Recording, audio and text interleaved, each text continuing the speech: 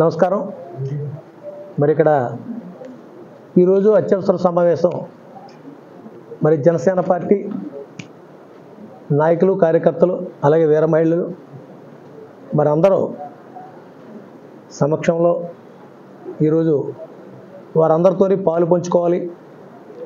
నా కష్టంలోనూ నా సుఖంలోనూ కూడా మరి మొదటి నుంచి కూడా వాళ్ళు నాకు ఎన్నిదండుగా ఉన్నారు. వాళ్ళు కూడా మిగిలిన నియోజకవర్గాలు వేరు, ఈ నియోజకవర్గం వేరు. ఉమ్మడి వరంలో పితాని బాలకృష్ణ ప్రతి కుటుంబంలోని కూడా ఒక అన్నగాను, తమ్ముడుగాను, ఒక కొడుకుగాను నేను ఉండడం జరిగింది. ఈరోజు మరి ఇక్కడ ప్రెస్ మీటు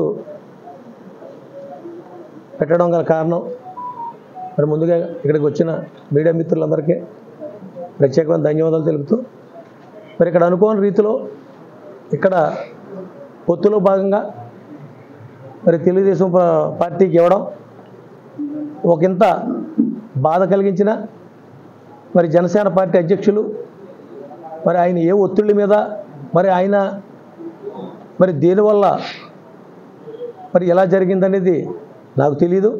ఎందుకంటే ఆయన మీద నాకు పూర్తి విశ్వాసం. మరి కొణిదెల పవన్ కళ్యాణ్ గారి కుటుంబంలో మరి నేను ఒక్కడగా ఎప్పుడు మరి చెప్పుకునేవాడిని నేను.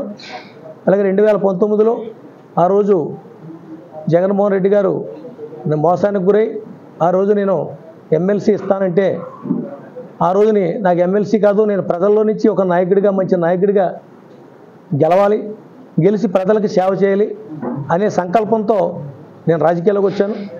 ఆ రోజుని మరి టికెట్ నిరాకరించి ఆయాల మరి చంద్రశేఖర్ రెడ్డి, కాకినాడ చంద్రశేఖర్ రెడ్డి గురించి మరి ఆ రోజు నన్ను ఇక్కడ ఆయాల మోసానికి గురయ్యాను నేను.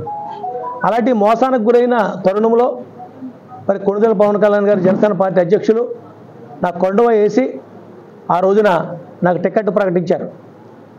మరి ఆయన ద్వారా ఈ ప్రపంచ దేశాలకి మరి తెలుగు వాళ్ళు ఎంతమంది ఉన్నారో అంతమందికి కూడా నన్ను పరిచయం చేసిన ఘనత అదే కొణిదెల పవన్ కళ్యాణ్ గారిది.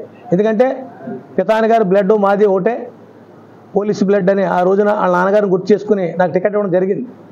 ఆ రోజు నుంచి ఈ రోజు వరకు కూడా నిరంతరం పార్టీ కోసం శ్రమించాను, కష్టపడ్డాను. ఓడిపోయాను. 33,334 ఓట్లు వచ్చినాయి. ఓడిపోయినా కూడా ఎప్పుడు కూడా చెల్లించలేదు, బాధపడలేదు, ఏ రకంగానూ కూడా నిరాశ చెందలేదు. అందరూ 6 నెలలు పోయిన తర్వాత, సంవత్సరం తర్వాత మొదలుపెట్టారు కార్యక్రమాలు. కానీ నేను ఓడిపోయిన వారం నుంచే నేను కార్యక్రమాలు చేయటం మొదలుపెట్టాను. 2019లో పవన్ కళ్యాణ్ గారు నాకు ఫోన్ చేసి రప్పించుకున్నారు. ఆ రోజుని నేను ఎలక్షన్లో ఫేస్ చేసిన బాధలు, ఇబ్బందులు అన్నీ ఆయనకి చెప్పడం జరిగింది. ఆ రోజున శ్రీశైలం వెళ్తూ తెల్లారి వెళ్తామనుకుంటే ఈ రోజున ఫోన్ వచ్చింది. ఆ మరుసటి రోజున మా ఫ్యామిలీ అంతా ఇలాగ కారులో రమ్మని నేను ఫ్లైట్కి వెళ్ళి ఆయన్ని కలవడం జరిగింది. ఆ రోజున నాకు ఒక చక్కటి భరోసా, ఎంతో గొప్ప భరోసా. 2024లో అన్ని రకాలుగాను కూడా మీకు అండగా ఉంటాను, మీకు ఏ విధమైన ఇబ్బంది లేదు, మీరు బాధపడకుండా నన్ను ఓదార్చి పంపించాడు కొణిదెల పవన్ కళ్యాణ్ గారు. ఆ రోజు నుంచి ఈ రోజు వరకు కూడా ఎప్పుడు కూడా నిరంతరం ఈ పార్టీ బలానికి, ప్రజలకు సేవ చేయడానికి, ఈ పార్టీ ఆ పార్టీ అని కాదు, ఈ కులం ఆ కులం అని కాదు, అన్ని కులాలు కూడా ప్రేమించే నాయకుడిగా మరి నియోజకవర్గంలో నేను మన్ననలు పొందాను. పార్టీలో కూడా ఎలాంటి వివాదాలు లేకుండా, చిన్న బెడమరికలు లేకుండా, సమస్యలు లేకుండా, ఎక్కడా కూడా గ్రూపులు లేకుండా ఈ పార్టీని నడిపించుకొచ్చాను. దానికి ఈ నియోజకవర్గంలో మరి సహకరించిన జనసేన పార్టీ శ్రేణులందరికీ కూడా నేను శిరస్సు వంచి పాదాభివందనం చేస్తా ఉన్నాను. మరి ఇలాంటి తరుణంలో ఖచ్చితంగా నాకు ఇక్కడ సీటు వస్తుందని ఆశ. ఎందుకంటే నేను కోనసీమ అల్లర్లు అయిన తర్వాత కూడా నేను కళ్యాణ్ గారిని కలిసినప్పుడు నాకు ఒక సందేహం వ్యక్తపరిచాను ఆయనకి. మీరు ఎలాంటి ఇబ్బంది లేదు, మిమ్మల్ని కాపాడుకోతే నేను ఎందుకని చెప్పేసి ఆ రోజున నన్ను భుజం తట్టి ఆ రోజున కూడా నాకు చెప్పడం జరిగింది. అదే ధీమాతో పవన్ కళ్యాణ్ గారు వేరు కాదు, నేను వేరు కాదు, మీ ఇద్దరం ఒకటే, ఖచ్చితంగా నేను ఆయన దగ్గరికి వెళ్ళి అడిగే పనే ఉంది. ఆయన నా తరపున రిప్రజెంటివ్ ఆయనే కదా, ఆయనే టికెట్ ఇచ్చేటప్పుడు ఇంకా నాకేంటని ధైర్యంగా ఇంతమంది చాలామంది కార్యకర్తలు మీరు వెళ్ళండి అన్నా కూడా ఆయన మాట ఇచ్చారంటే ఎట్టి పరిస్థితుల్లోనే ఇక్కడ ఆ మాట తప్పే ప్రశ్న ఉండదు. మీరందరూ కూడా మీరు చెప్తున్నారు కానీ నాకు అలాంటి అవనమ్మకం లేదు ఆయన మీద అని చెప్పేసి నేను నా కార్యకర్తలందరికీ కూడా చెప్పడం జరిగింది.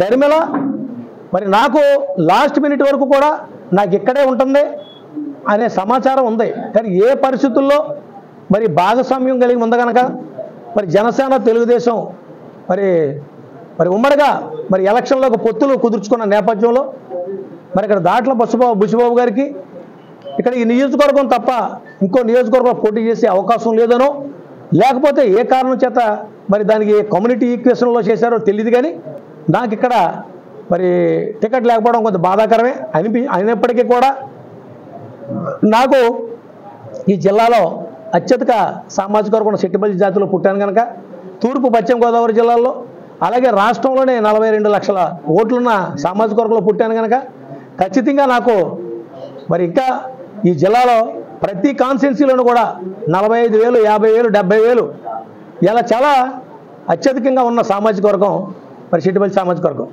మరి జనసేన తెలుగుదేశం పొత్తులో తెలుగుదేశం పార్టీకి ఆచంట పితాని సత్యనారాయణ గారికి ఇచ్చారు.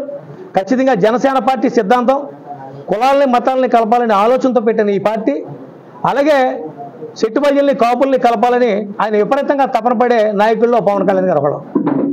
అలాగే ముఖ్యంగా ఈ నియోజకవర్గంలో జనసేన పార్టీ శ్రేణులు కాకుండా అదర్ పార్టీల్లో ఉన్న వాళ్ళు కూడా ప్రతి ఒక్కళ్ళు విధాన బాలకృష్ణ గారికి అన్యాయం జరిగిందని వాళ్ళు అనుకోవడంలో ఆ బాధలో చాలా అర్థం ఉంది.